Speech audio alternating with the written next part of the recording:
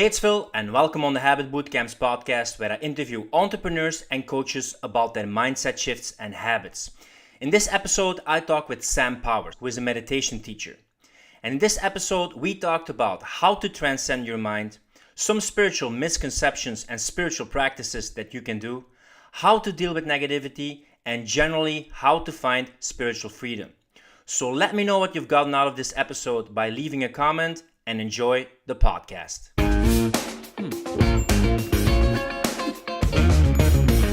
Hey Sam, welcome on the podcast. Appreciate you taking the time to have a chat with me.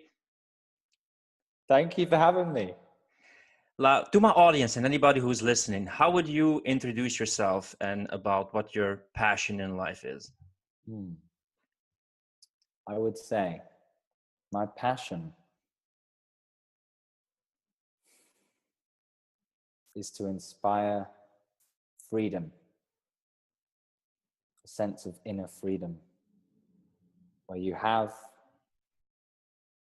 feel the right to express yourself in your way.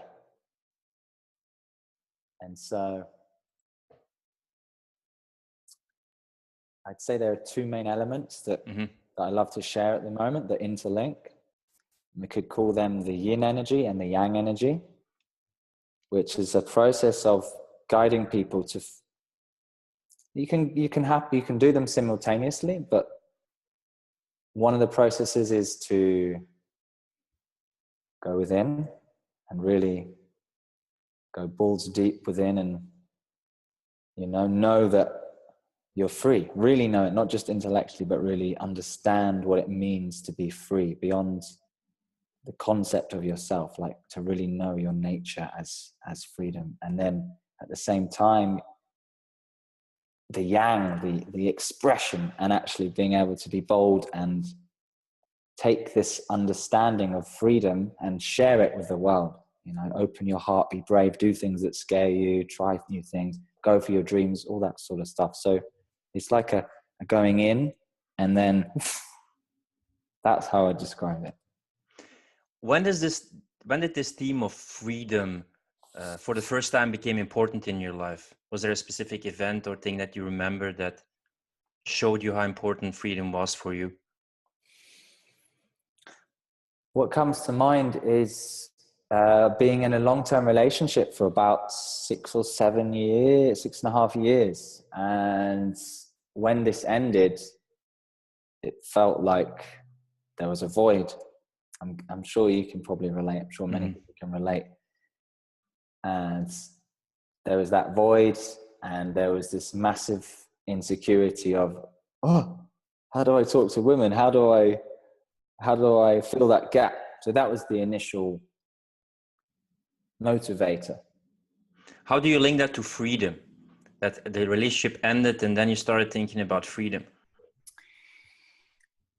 Because at the time I would have associated freedom with being in this relationship.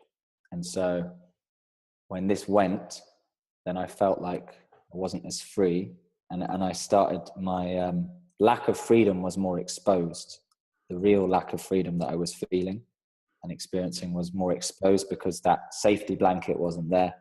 And so then I was like, shit. I became more aware of how I wasn't free, basically, and how self-conscious I was, just worrying all the time about what people are thinking, and just, really, really not feeling great.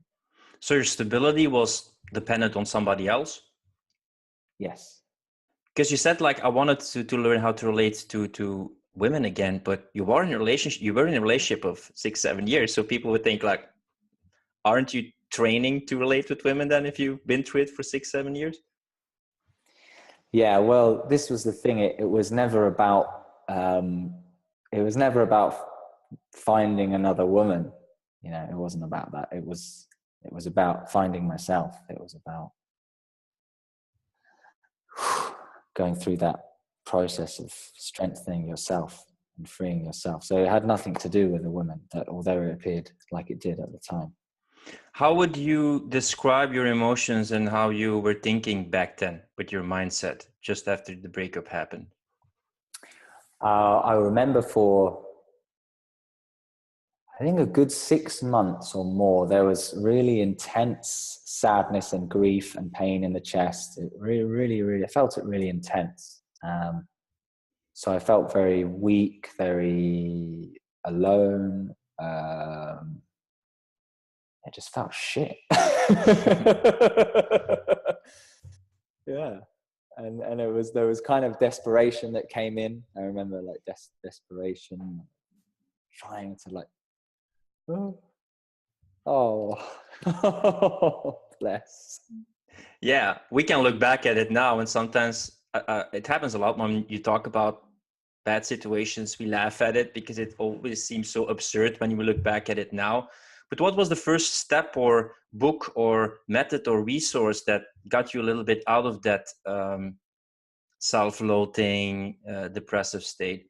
The resources, funny enough, it was my friend who sent me some YouTube video, something like how to be a good guy or something, not a nice guy or a bad guy, something like that. Basically, the PUA, you know, the pickup industry, that was what I went into to begin with. And then kind of generic personal development like Tony Robbins, Jack Canfield, you know, that sort of stuff. That was like the first introduction.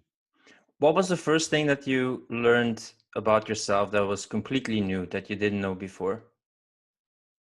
It's an interesting question. I started to learn more about how resourceful I was. I didn't know how resourceful I was, basically, until I felt like I had to, felt like I was cornered and had to do something. I didn't know how resourceful I was. So that's been amazing. And I'm still surprising myself now. Often freedom, Rollo May also has a great book about it, Freedom and Destiny. Freedom is also related to our destiny. Destiny is maybe a bit the boundaries where we can express our freedom. How did you find your passion in life, and what truly were your virtues and your values and what you wanted to do in life? So how did I find that passion? Yeah. So when I came out of the sort of depressive state and started to take action and read loads of books, and started to actually, the basic philosophy was, whatever I'm scared of, I'm moving towards it. That was a massive mind shift, humongously helpful mind shift, which again, I'm sure you're aware of. Instead of moving away from fear, you move towards it. Easy to say, easy to read in a book, but I really, really took that on and still do. And it's one of the most valuable mindset shifts, I'd say, that has happened, is go towards it.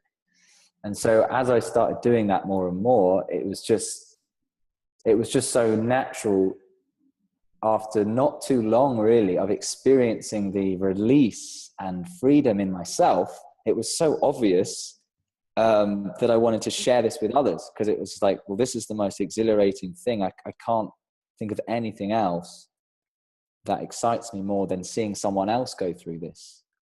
So I remember actually when I was in university, I had these kind of visions, if you like, of setting up. Initially, it was like a men's academy thing for, you know, just improvement, with targeting like health and confidence and all these things. That was like the initial thing, and that was when I was still doing the studying. It was coming, and I was like, yeah. So it was quite early on, to be honest, and I just knew.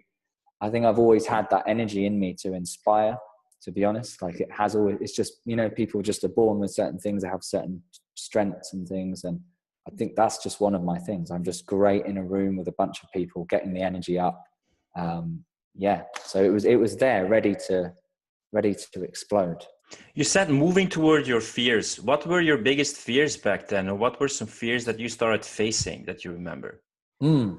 Well, fear of talking to any woman that I was attracted to, absolutely petrified.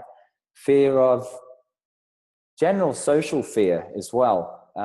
Even though I had an extroverted and still have an extroverted energy sometimes, people might think, oh yeah, you know, you're very confident. But actually inside, very self-conscious and just socially afraid of judgment, that big one, the fear of judgment, fear of rejection. So then I was scared of speaking to people, speaking to women, basically doing anything that would get my ego embarrassed. So that's a ton of things. Why do you have to get your ego embarrassed? Oh, it's one of my favorite things now. That's like the pillars of my foundational rebirth. Because this is for me, this is it. This is what it's about, mate. The crux of it, the deeper I've gone, is the ego, is the self-image, the image we create of ourselves. That's what blocks us from freedom, from love, from peace, from truth. And so it's basically either trying to protect itself or enhance itself. And you're like, look at me, I'm good. And don't look at me because I don't want to show this part of me. And so if you can actually break that pattern of not trying to like enhance it or try and protect it, then you just break down the walls and your natural freedom can come out more. So it's so crucial to embarrass it, because then when you embarrass it, then the layer can fall off. Yeah, some people maybe think that if you would embarrass the ego, that you would get even more embarrassed and more shame and more shame. Yes, there might actually be an increase in shame when you go through it. It might look a bit like this on a graph, like you go and embarrass the ego and it's like, the intensity rises even more. And that's where you've got to stay with it there. And I don't know how you describe what that is. It's courage, it's balls, it's whatever it is. It's just only you can do it. You can't read a book to do that. But you've got to stay with that cringe, and then eventually it will pass. I can see by the smile on your face, you know exactly what I'm talking about. I love the phrase "stay with the cringe." Also, I think even maybe your ego, once you've made yourself embarrassed so much and you see that you shouldn't be embarrassed because you're improving or you're already taking the next action, that you feel less inclined to keep on worrying about it and thinking what other people will be thinking. Because despite the fact that you feel embarrassed, if you combine it with putting yourself out there and taking action, you notice that you actually feel more indifferent towards what other people think, and you're making progress in that area. Exactly. Because you have these stages where people say you're unconsciously incompetent, consciously competent, consciously competent, and then unconsciously competent. So with everything that you learn in the beginning, to be a master, you have to be willing to look like a fool in the beginning. Absolutely, mate. Well said. So what was the next mindset shift that you had about your journey towards freedom and transcending the mind? That's funny. That was what I called my website, Transcend the Mind. Did you know? Okay, yeah. What was that as a coincidence? So I'd say if I was to block it up into stages, there was that stage of go towards the fear and embarrass the ego and do stupid things and take action. And then it was almost like a reverse in a way, or a different energy altogether, where I kept reading about meditation in all these books. Mm-hmm. And so to answer your question, the next real shift and mindset, which is just ridiculous really when you really feel it, is that you start to recognize, experience more and more that you're already enough now, that literally it's hard to even to put into words, but you feel like there's nothing you need to do, there's nowhere you need to be, you don't need to worry. Basically you basically see through the illusion of fear altogether and just realize that everything that you seek, you are. So, you're always home, you're always here, or that's what I describe, that you realize a deeper part of yourself. Everything you seek, you are. Did you notice it through meditation, or did it came through the fact that you tried the yang way, the expansive way, the active way, the getting more knowledge way, and it was not getting you what you want? Yeah, I'd say that definitely was so useful and essential part of the journey. You know, I think I remember reading a really nice quote one time saying something like, let seeking run its course. You know, let the seeking run its course. There's nothing wrong with it. And I'd see that as a very good step to expose and grow in a certain way. And then it was just the natural evolution to then stop and direct the attention inward. So I'd say they really complement each other, and recommend people can simultaneously play with both. You know, go inward, but then also go and expose the ego. I think the world is there to help enlighten us just as much as our own meditational practice. Personally, I think there's not a separation that has to be there. You know, Mm-hmm. People who are listening who are on one of both sides, people on the inside will probably say like, you're enough, you're already it, Tatvanasi that they say, and your consciousness will let things unfold. So why are you reading and getting more in the mind? The mind is the problem.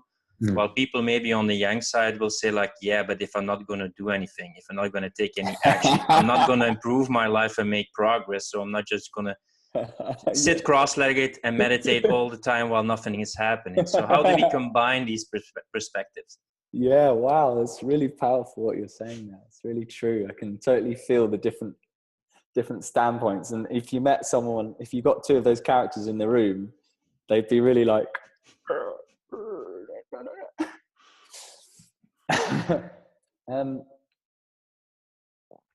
I'm just really trying to feel into this, not try and force any kind of intellectual answer.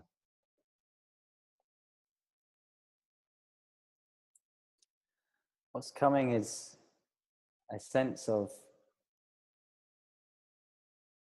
both go hand in hand, because we are already enough. So there is nothing to worry about. And that's cool. However, you can't escape the motion. You can't escape the flux of life. Life is movement. Everything's moving. And so if you're in this form, you're in this physical form, you're gonna have to move at some point, even if it's just to eat, to go to the toilet. And so it feels like there's like a dance between the two, actually. And I mean, have you read the Lao Tzu, you know, the way of the Tao, right? So it feels a bit like, you know, the Tao. You can't speak of it, but there's like there's a balance, right? There's a balance of you. If you're in tune with, let's call it the Tao, with your inner knowing, then you'll know, like right now,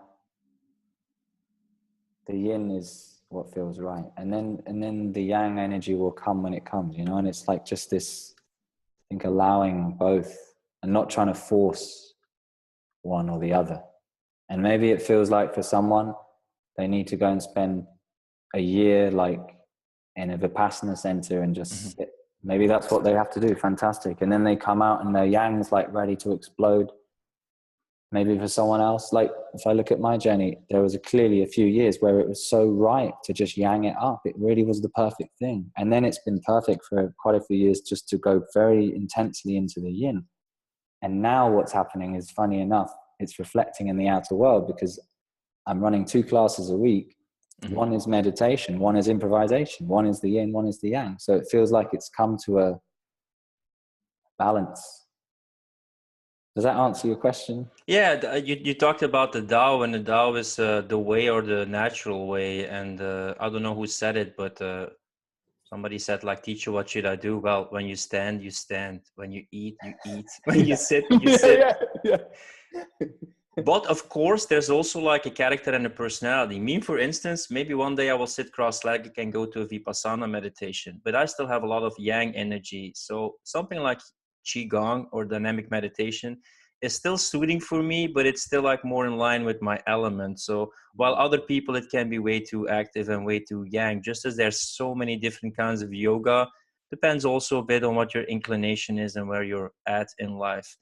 After all these methods are a way as a portal to consciousness or a state of awareness. So they all point to the same. They're just like an entry gate.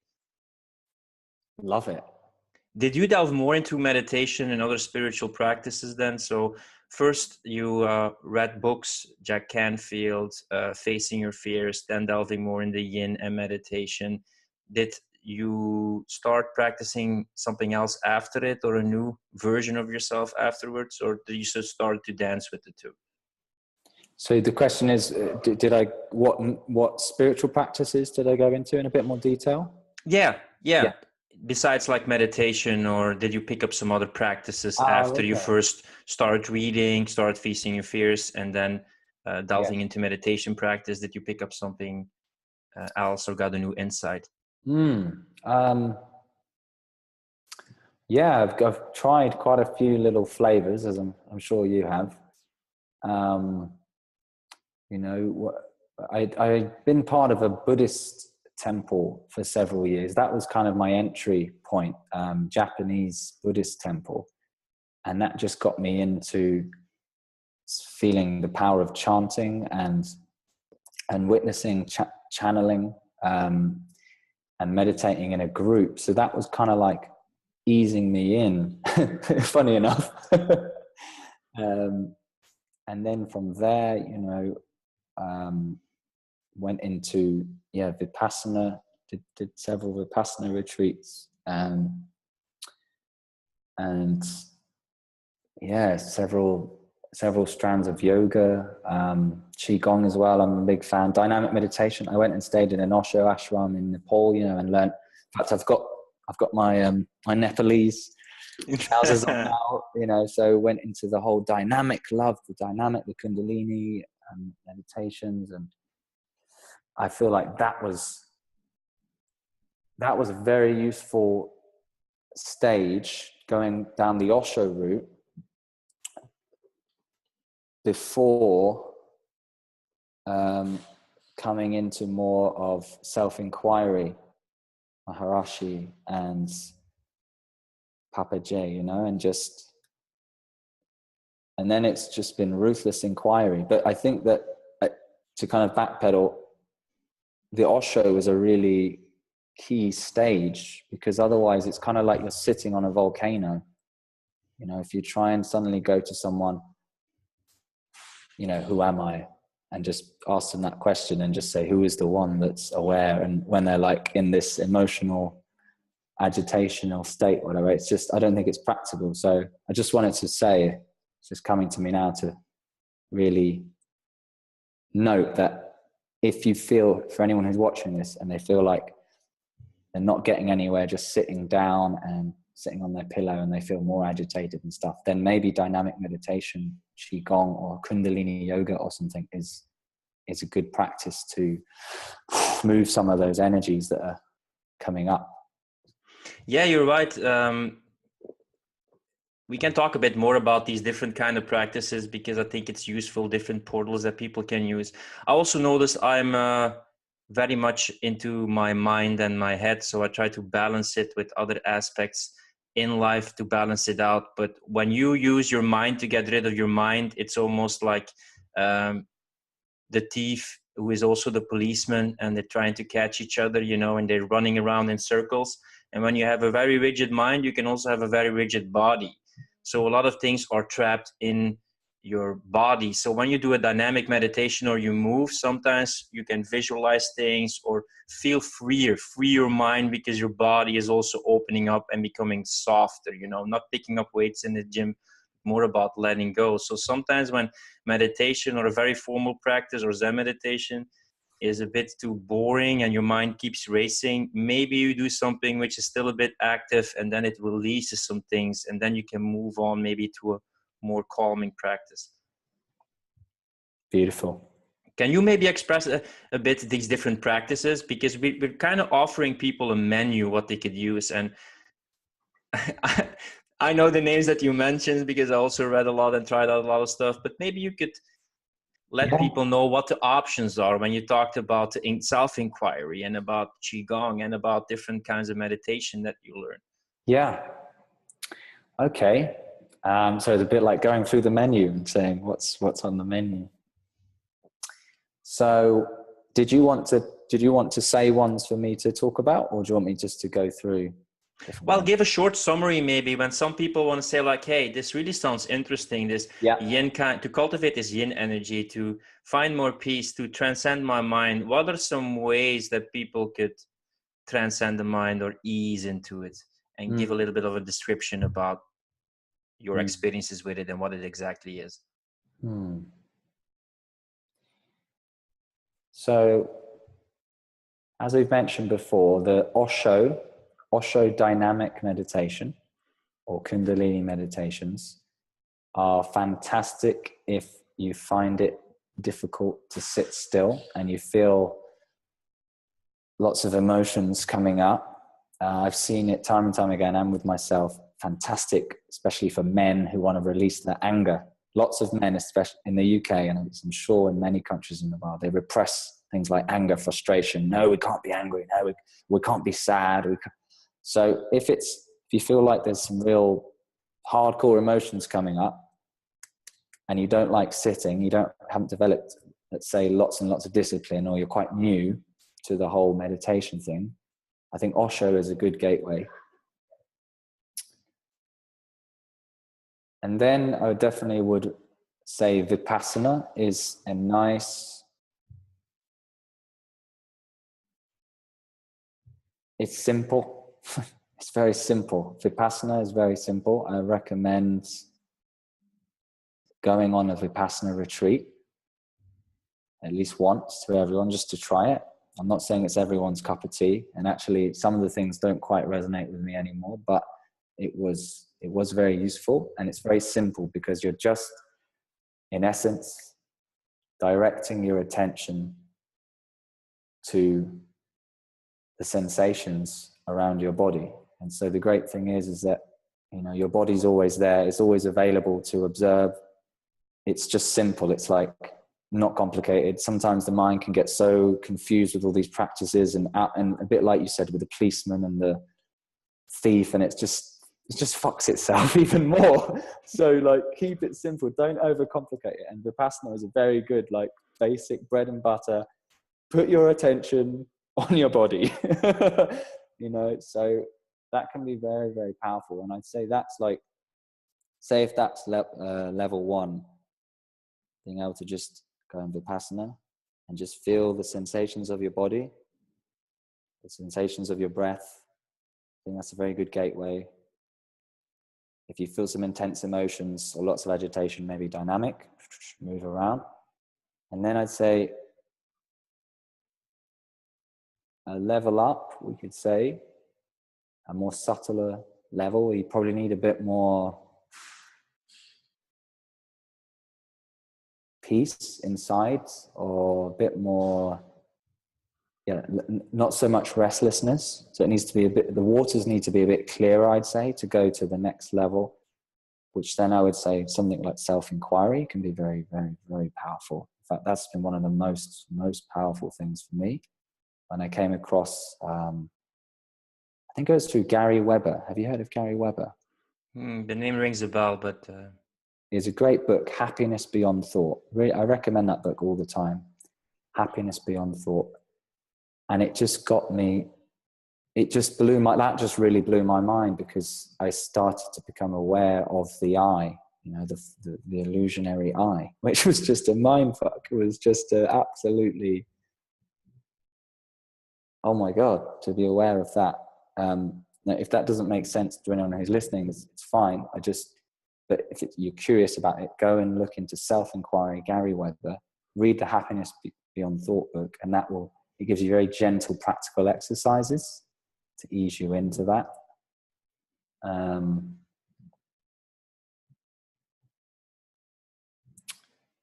then the Qigong, you know, the Qigong's fantastic I find that really grounding, because I don't know about you, but I've felt extremely ungrounded many, many times with a lot of this exploration, and just the Qigong is lovely because it just Oh, just thinking about it makes me feel good. Just brings you really back into the body, helps you feel centered.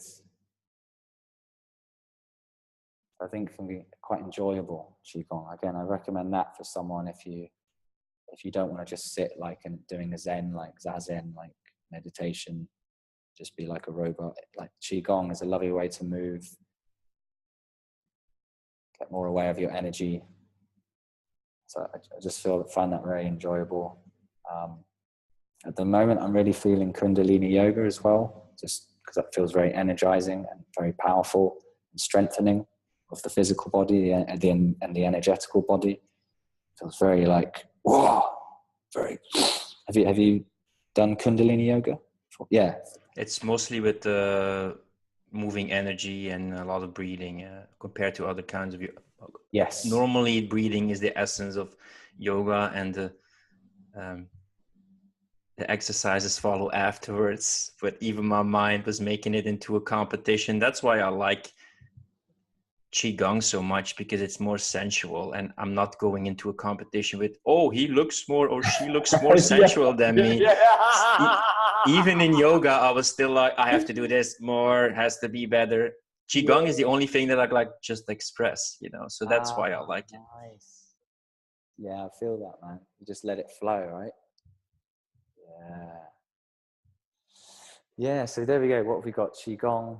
There's so many different types of yoga. So if you want something more slow, then the yin yoga is fantastic, just for slowing everything down. Great before bedtime, I find.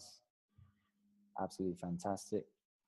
And then if you want something more enlivening, something in the morning, just to get that energy pumping, then the Kundalini Yoga is fantastic. I mean, the whole philosophy behind that is that it's moving the energy, what they call Kundalini, as I'm sure you know, up the spine to reach the pineal gland here, so that the more that's kind of linking together, the more you're linking with your true self. That's the philosophy behind it. That I found on a practical level doing the Kundalini Yoga, a bit like dynamic meditation. It really can bring up the emotions. You can open the chest up and suddenly you're like, and you want to cry, and you spend the next hour releasing all this stuff. So it's a powerful one to release. Sometimes people call Kundalini Yoga also the sexual energy, the creative energy. Is there any link with the sexual energy and spirituality or consciousness or expression?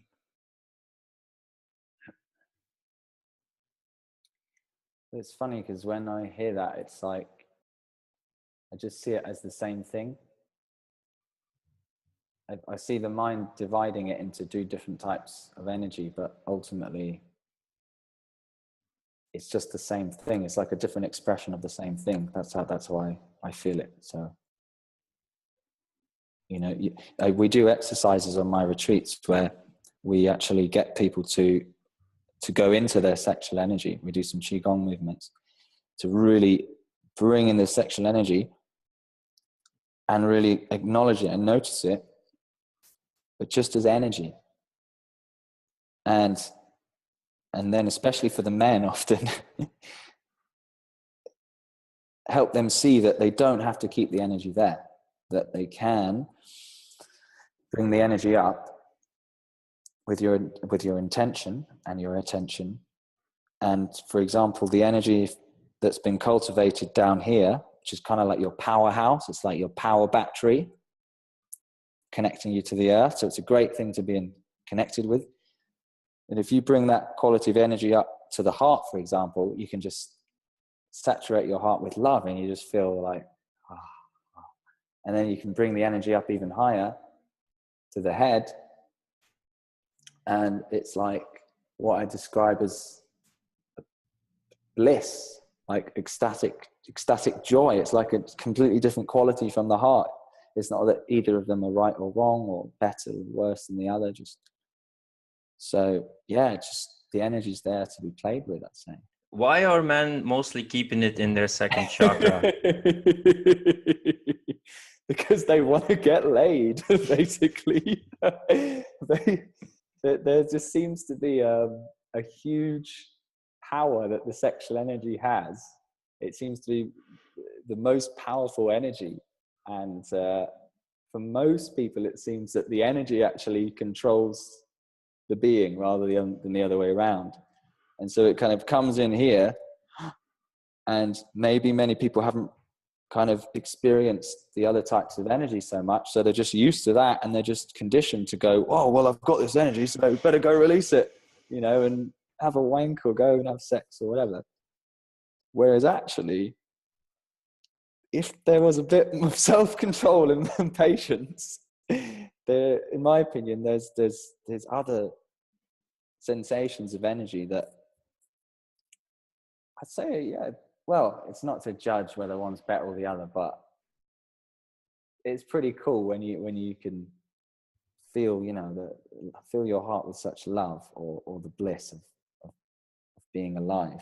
I mean, It was also a special part in the book Think and Grow Rich by Napoleon Hill, which was mostly about the law yes, of you're right. attraction. You're And right. even he had a part about sexual transmutation, about sexual energy. And maybe we want to put it bluntly, put our seed into a woman. But if we can put our seed into the world and then express ourselves, our passion, and have a mission, even David Data in The Way of the Superior Man, which is a great book, by the way, talks about it. There's a huge potential. You know, energy is like potential that can be expressed. So we can do a lot with that energy when we learn how to contain it. But it also has lots to do with shame and release and being rigid and 5 seconds flash of bliss, and then it's gone again. You know, think like, yes, go for this, instead of a long-term expression into the world, you know. I love the way you summarize things. You're like, just what he said. What are some misconceptions about spiritual practices that people have? It's a great question. Yeah, because I'm doing an academy at the moment, and one of the topics I have is spiritual traps. What comes to mind initially is like that. It's quite funny, really, that the spiritual practice can just become another thing the ego hijacks. A bit like, you know, you were saying with your yoga experience, where it takes it really seriously, and it's like, this is so serious, and this is going to get me somewhere really good. And actually, it's just another bloody trick. Mm-hmm.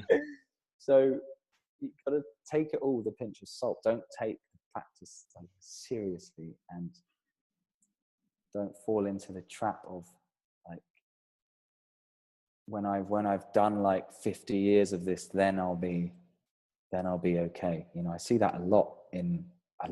That message is diffused a lot, especially in the kind of old school spirituality.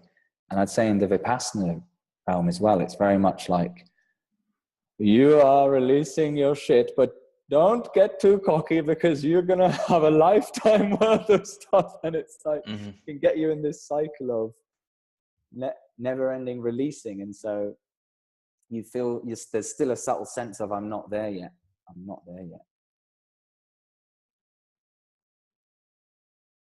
Yeah, that's the tricky thing about it. People think like, if I don't notice results, if I don't measure progress, like how can I know that I'm on the right path? And then I'm still having difficulty with it. You're more ahead on your spiritual journey, let's say, that we want to measure results, and we want to see that we're making progress, and we want to clear our mind, while it's actually learning how to deal with it and then be okay with it. That's the measure of progress, let's say, you know. But it's difficult because we're looking for signposts where we are, and if we're improving and if it's getting better, then we have to let go of that. And that has to do with letting go of control, letting go of certainty. But we want to be certain about the results of that uncertainty. So I know, we're screwed. You know, what you said there just triggered the realization I had when I realized that what you've got to do is you've got to let go of the idea that you can improve yourself. You've got to let go of an improved version of yourself, which can go totally against most people, probably everyone. in the personal development world, for example, Mm-hmm. where it's all about improving yourself. And then you get into meditation and it's still like subtly like improving yourself. But the ironic thing is that yourself is just here. and it's beyond. The mind can obviously change and, let's say, get better and more conducive for peace. The body can become stronger and more vibrant and more energetic. So in that sense, there is room for improvement, you know, that you can have a clearer mind, clearer body, but it's just not confusing your sense of self with that body mind ultimately. And still being able to rest right here and now as you listen to this, in that which doesn't change, now that which is just here. Like just knowing that you're just here. And it's like, I don't know how to describe it, but it's just like, you're out of this whole form. It's like, it's irrelevant what the image of your form right now. When I say form, I mean the body mind. Like however ugly or beautiful it appears, in relation to that which is aware, consciousness, what we call it, it's like, it's fine. It doesn't matter. So on that level, there's no one to improve. But obviously on the level of the body and mind, it feels like it's a never-ending improvement and realigning. And I know my body and mind certainly have much, much, much room for improvement. Layers will come. I definitely don't feel like all the fear inside of me is dissipated, or all like layers of doubt and egotism have gone. Absolutely not. And maybe they'll keep coming up and dissipating until I leave the body. Maybe, I don't know.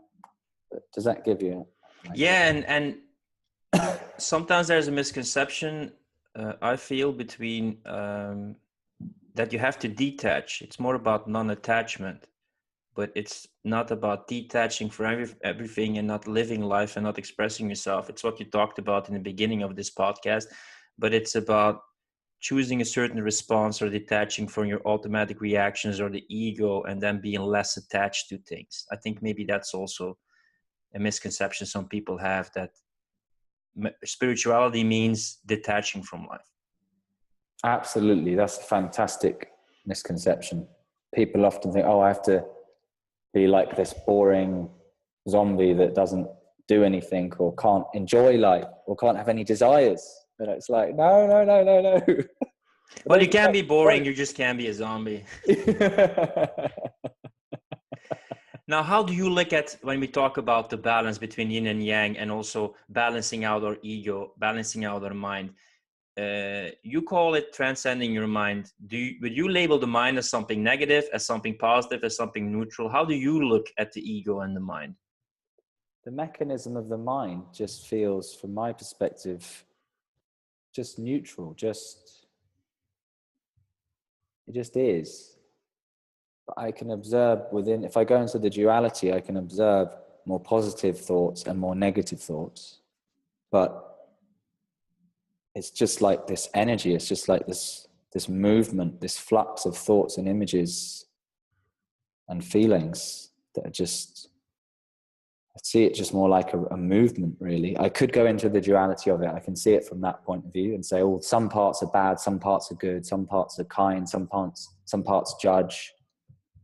I can see that point of view, and that's kind of true from there. And then I can also see the point of view where it's like, oh, it's just like stuff. It's just energy. It's just blah, blah, blah, blah, blah, blah, blah. You know, it's not really very relevant in a way.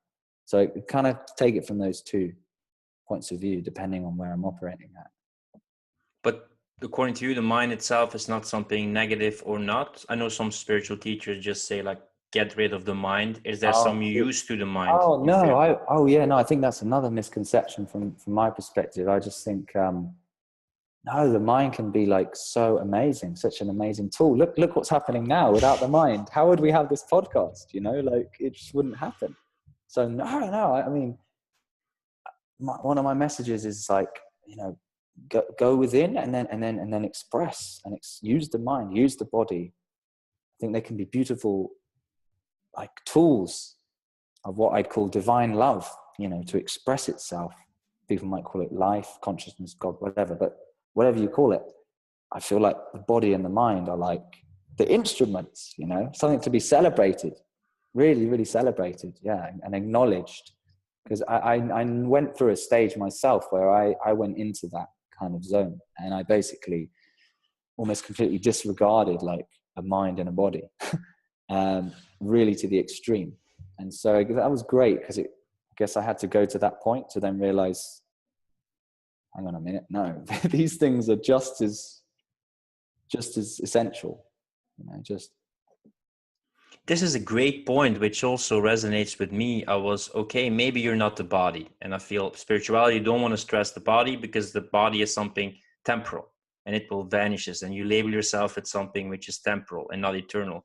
That standpoint I understand, but still you have your body, you have this vessel to express yourself. Why would you ignore it? Why would you not eat healthy food and sport and flex and only sleep on a wooden board as a Westerner, and you get a hernia? I mean, if we have pillows, why make it even more increasingly difficult than it is? That's something which I don't understand. Totally agree with you.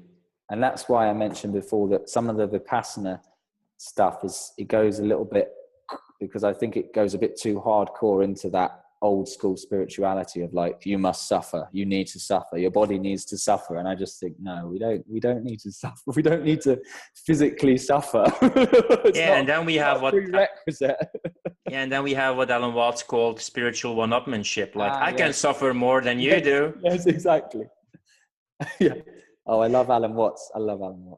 Yeah, like the basis of human existence is suffering. Suffering is created by desire. We should stop desire. But then it's like, I can suffer more than you do, which seems a bit besides the point. But humans are weird creatures anyway.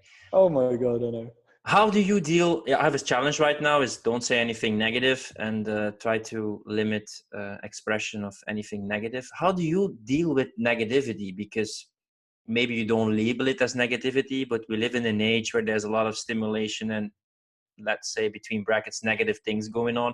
How do you shield yourself, or how do you deal yourself in day-to-day existence with negative people, negative things, and negative energy? Well, for quite a few years, the primary direction that my attention goes is always back to knowing my own presence. And I found that as one of the best ways to shield, if you like, because as soon as someone comes in and there's that vibe, and I'm extremely receptive, and I'm sure you are, to the energies around. It's normal. It happens the more you go and explore yourself. You know, you become very receptive. As soon as I sense that, it's like, it's not projecting fear or rejection or separation on them in any way, or on the energy. It's more just like just relaxing into your own presence, and it's like you're just indifferent. So they could be coming in like really, really ecstatic. You can practice it even with really positive energy. Just practice that indifference of whatever energy is going on outside. It's just like a TV show. You're not going to take it too seriously, and just come back to your own channel. Stay with your own channel. And if someone's like directing it really like in your face or something, then I can feel like the subtlety. Like right now, I can feel that my energy and your energy is connecting to have this expression. And there's an openness, and I'm open and you're open. And it's like, there's like an agreement here that it's all cool, and that's great. But if you started like suddenly being like, you motherfucker, then I would, there is a sort of it's not like a fear, like, oh, don't hurt me. But it's like, I'm not letting the energy, I'm not linking with that energy, if that makes sense. I'm consciously just coming back here and like almost just being very indifferent. And it's like there's no one here for you to touch. So if you're going, la, la, la, la, it's kind of like, okay, just let it go, flow through you. So you're not holding on to it in any way. If you hold on to it, if you resist it, if you make it a big deal and go, oh no, there's someone who's negative. Oh, I need to protect myself. Oh shit. For me, that actually does the opposite. That actually makes it a big deal. And that means that it can stick more. Whereas if I actually feel the sense of there's no one here to protect, then it just feels like it just flows through. And that's a real, I'd say, a point that's always been a little bit strange for me, is when I see lots of people say things like shield yourself. I'd love to know your experience on this, because I'm curious and I'm open to learn about this, you know.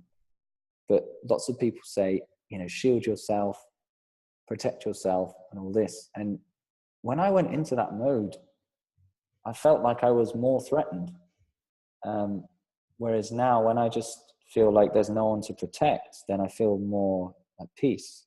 So I don't know I'd love to know your experience on that, because I'm open to be wrong. Well, when I talk to you, I see that you're very much in your body, and you try to step in between stimulus and reaction, and you give it the appropriate response.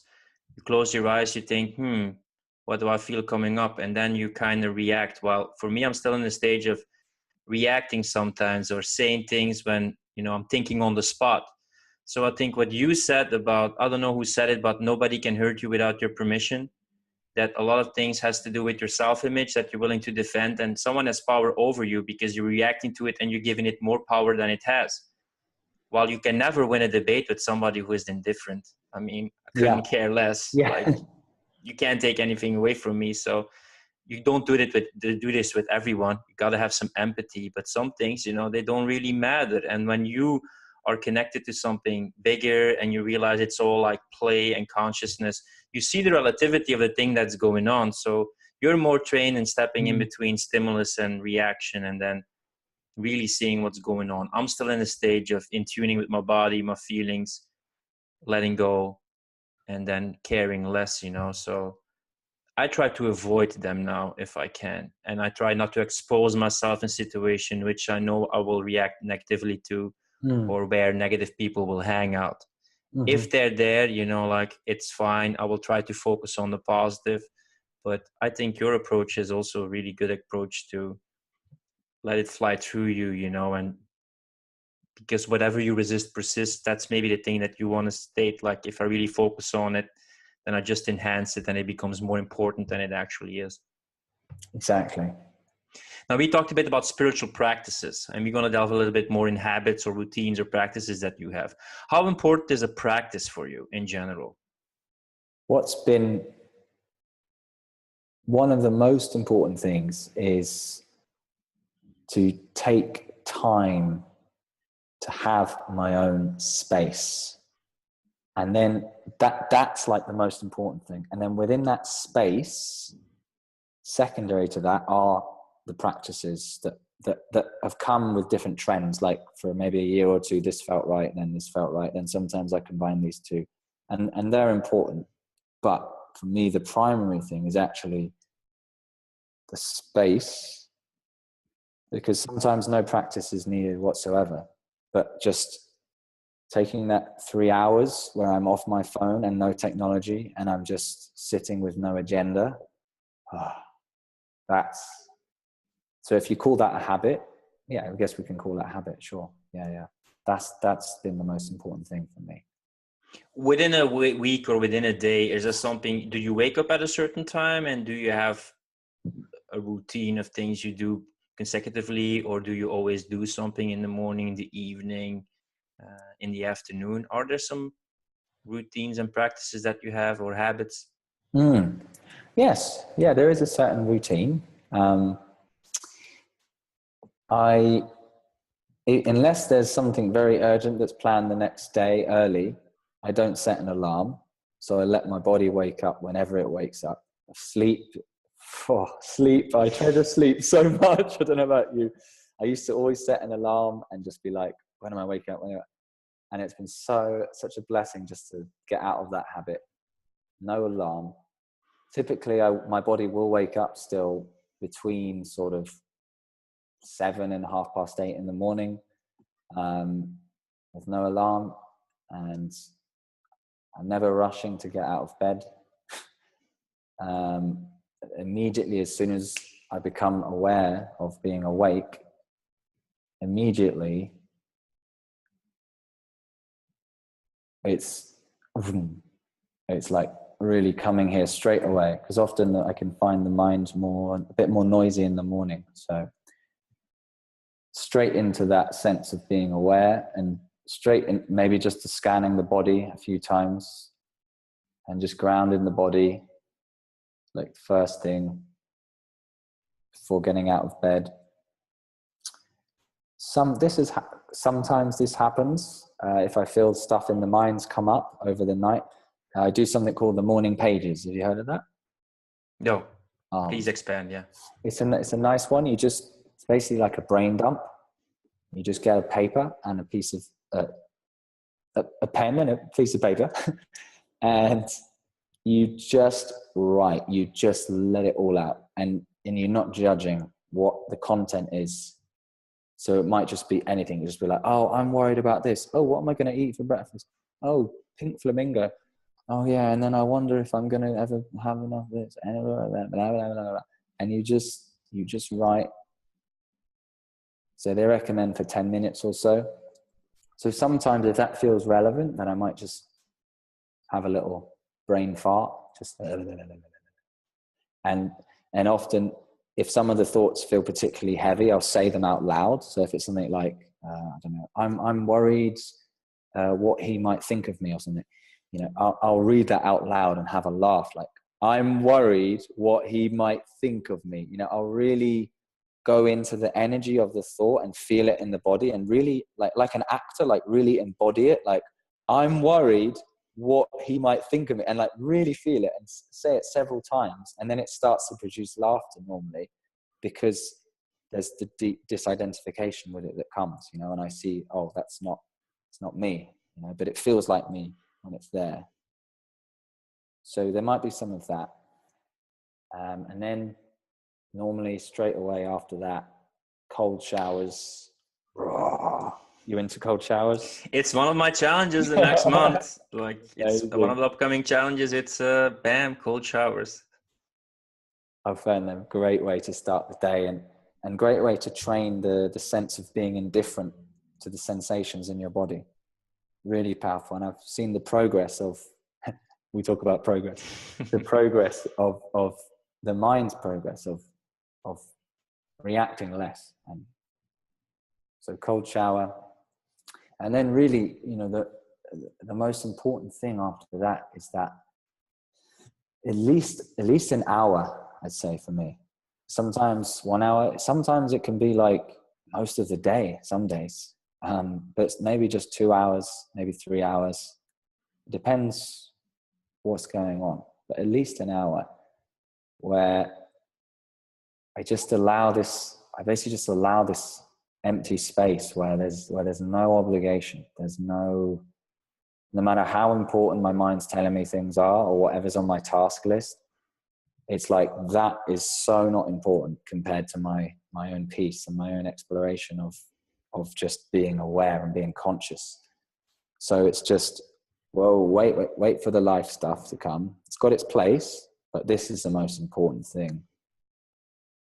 So I might set an alarm if it's appropriate, if I've got meetings or something that I need to be aware of on the phone, and then let go of time. And then within that hour or 2 hours or 3 hours, there might be some practices that often happen. Like, I'll often do some qigong. I often will go through the body and warm the body up, do a bit of exercise, some press ups, maybe some sprints, some pull-ups, some kind of asanas, some stretches, some Taoist like energy balancing movements, like qigong. A bit of that always in the morning is normally going to happen. Maybe some pranayama as well, pranayama. Breathing, yeah. Some breathing exercises. So really getting like the energy, feeling the energy and the vibrancy of the body and the breath. That's normally like the trend. And then once like the energy's been felt and moved around a bit and opened up, and with whatever yoga or qigong or chanting or whatever feels right in the moment, then normally there's some stillness where it will lead to a point where there's nothing. So I just sit or lie down and and just let go of any kind of practice, which is even more valuable than the practice itself.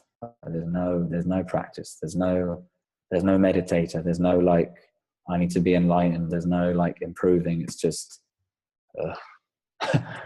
and then, you know, when the alarm goes off or when it's right, then I'll carry on and get on with, you know, the things I want to create or share, you know. And I've got my organization, I've got my task list, I've got my priorities, I've got my kind of like personal development, you know, like goals and all that at the same time. But what I've done is really switch the emphasis on what's important. So I try as best as I can, I guess, you know, I'm never perfect, but I try as best as I can to only let the yang express itself if it feels right. Whereas before I used to force that expression a lot under pressure, fear of failure, fear of not having enough money, all these sorts of fears that drove me to take action. Now it's like, you know what, if I don't feel like it, I'm just going to sit here. I'll make a cup of tea. I'll play some guitar.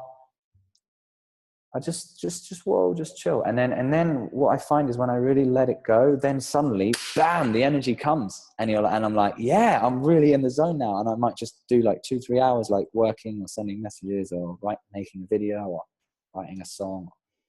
And then just as soon as it feels like, whoa, let's just chill. So that's kind of like my thing for the whole day, really. It's monitoring the mind so it doesn't get too much steam and just remembers to chill out. Like that's basically like the most important thing for me, because I've burnt myself out so many times in the past, you know, and felt breakdowns, and, you know, I went through periods of depression and panic attacks and all this stuff. So I guess because of that, I'm just like, it's not worth it. It's not worth it. Yeah, it's about channeling your energy, because me, ever since I was young, I always had a lot of willpower. So for me, it's containing that energy, containing that willpower, but it's not that I'm doing nothing. But for me, like automatically I'm busy, let's say. I'm not automatically productive, but I'm busy. So the productivity comes with using the busyness in the right fashion, so it becomes productive, and I don't have a burnout, or I don't work too much, and I don't neglect social things and physical things. But it is inspiring that you also talk about a task list and goal setting, etc., that you express when you feel the yang energy is there.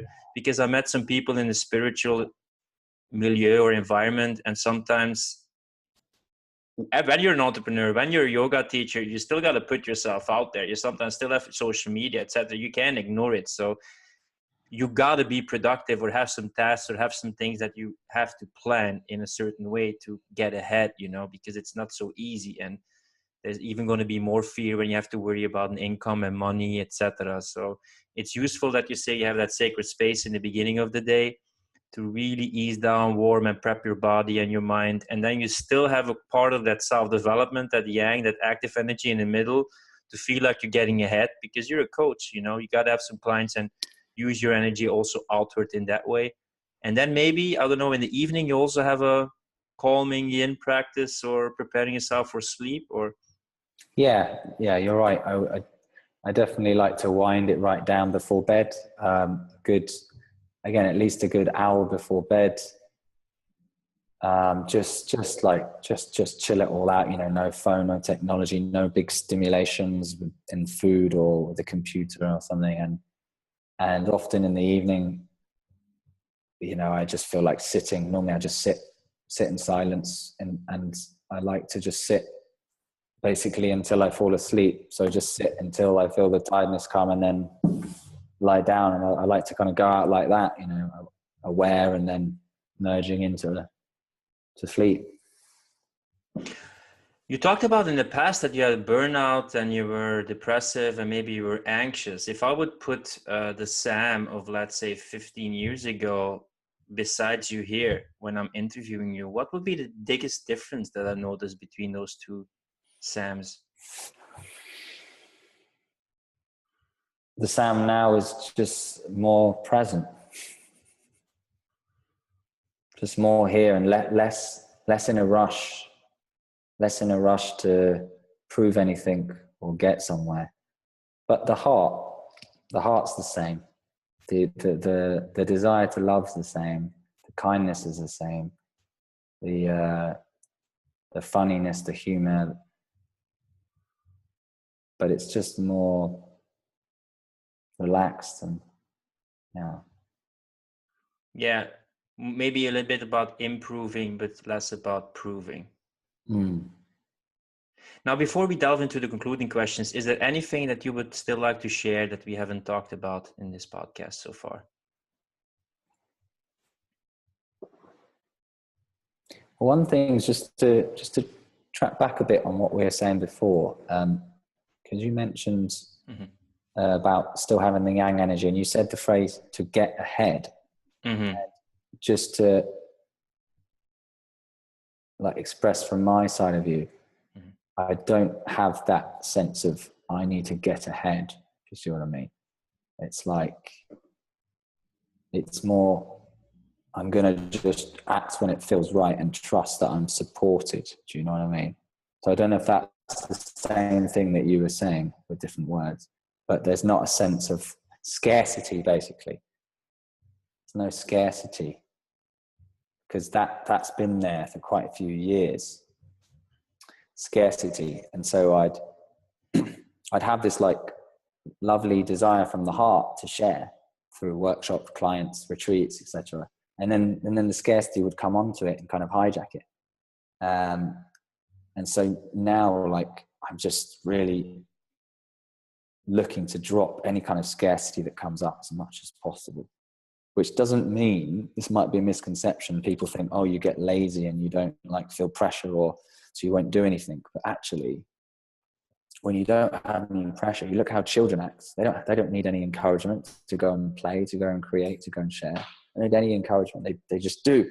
So that's kind of like where I try and operate, where I try and yang it from, is like zero pressure, like 100% joy. It doesn't mean there aren't some things that, like, you know, sending an administrative email where it's like I don't pretend I'm like loving it, but I can still connect that email to a bigger process that is connected to my heart, you know, so it's not like a chore. It's like, yeah, okay, let's at least there's like an acceptance.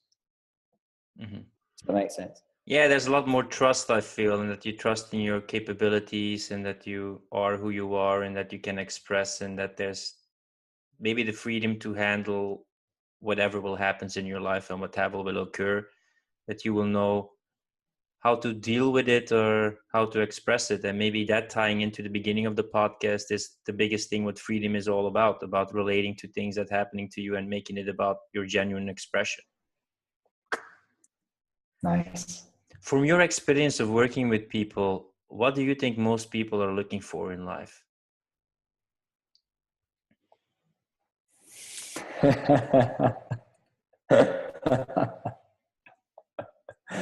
They're looking for themselves. And where have they lost themselves?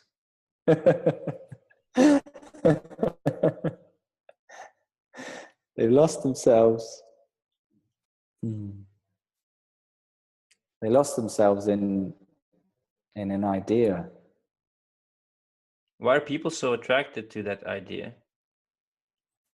Well, from my experience, I've been really attracted to that idea because it feels like it's all that I've known. It's all that I've been told. It's all that I've been shown growing up by everyone I know and trust in life, like, say, from your parents. Messages around the world, it's reinforced all the time. Like, it's reinforced all the time. It's reinforced. You're lacking something, and you need to fulfill yourself out here. You're threatened and you're lacking something. You're threatened and you're lacking something. Those are the two main fundamental root fears. And you need to, like, do something. You need to do something about that lack and sort it out here. Here are all the solutions. And that's what we're told. So it's really, really, really, really, really compelling. Like, fuck. Super strong hypnosis. Super strong self-hypnosis. Yeah, and still, even if you don't accept that premise, it still can be fun to, even if you play a video game or watch a movie, you're still playing a video game, you're still watching a movie, you can still involve in the play, you can still be excited about it. Yeah. But in the background, like I'm just playing a video game or I'm just watching a movie. Exactly. That's an amazing analogy. That you can still have so much fun, right? You can even have more fun maybe because there's no attachment, there's no fear. Yeah, you can let go, and it happens in a safe space, that you don't feel Yes. threatened, and that just like you can really fully engage with it. If you could sit down with three people in history, Oh, wow. which three people would you choose, and Wow. what would you want to talk about? Oh, wow. Okay, well, Jesus is coming. Mm-hmm. Cliched one. You know why Jesus specifically?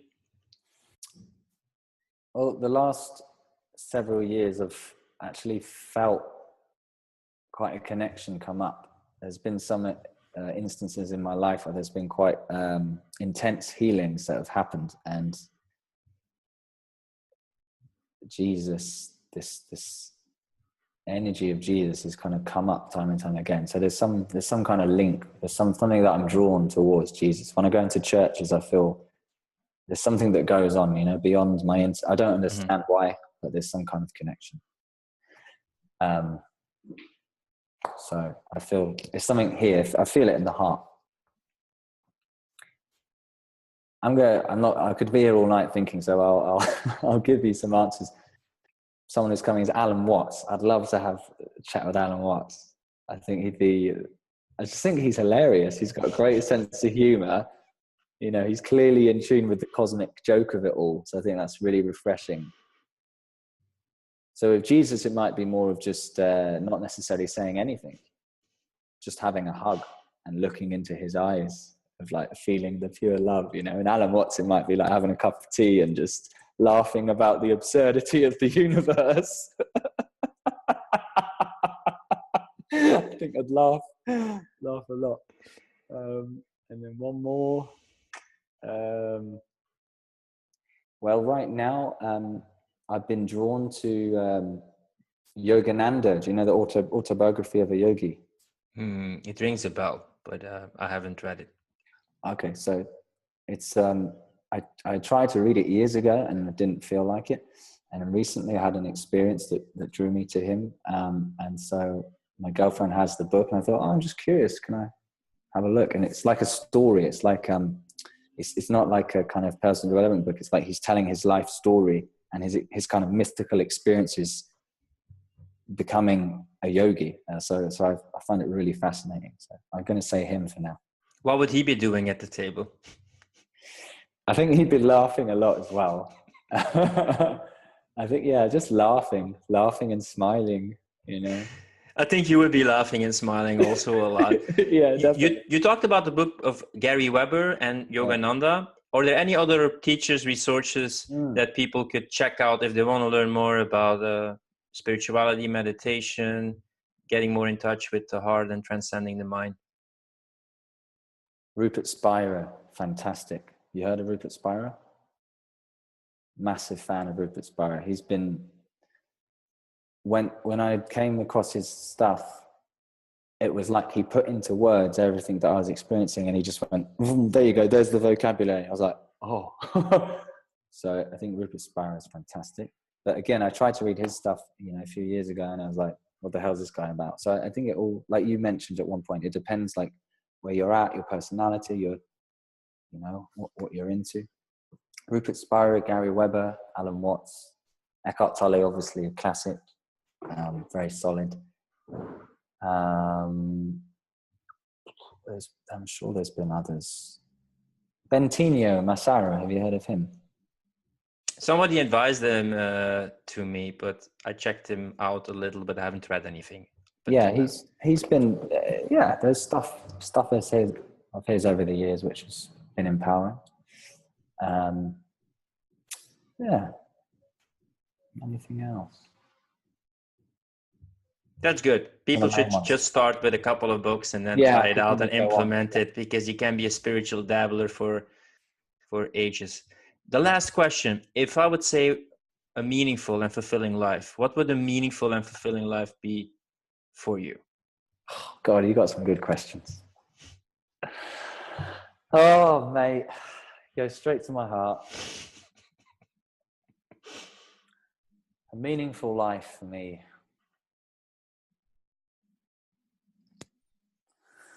Oh, it's from the heart. It's kindness. It's letting go of yourself, letting go of the importance of a self, and just saying, fuck it. And sharing your heart, not being afraid to share your heart with the world and what it is you've got to share without any kind of agenda or what's in it for me, or, you know, I love this phrase, no self, no problem. No self, no problem. And there was some quote that Krishnamurti said, something about, you know, in his words, the purpose of humankind was to basically alleviate themselves from the burden of self. You know, and another way of saying that is to surrender to love.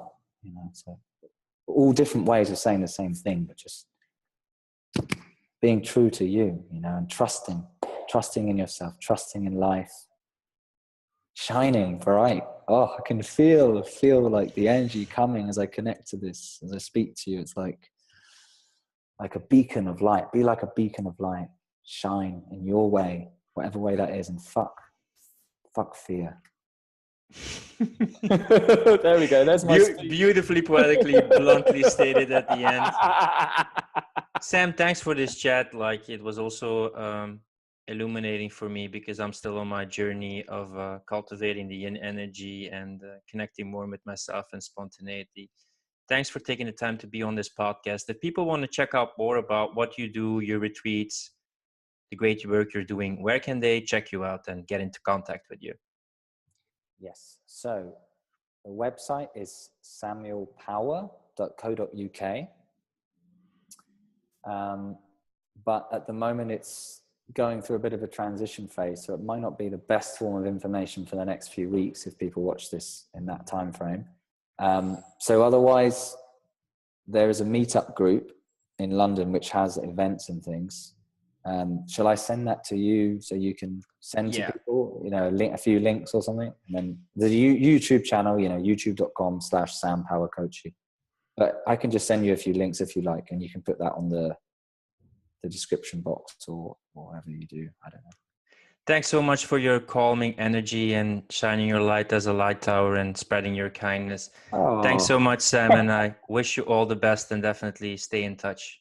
Yeah, thank you for having me, man. Really, really thank you for holding the space and asking such great questions, you know, and like being present. What a beautiful time we had. Thanks, Sam.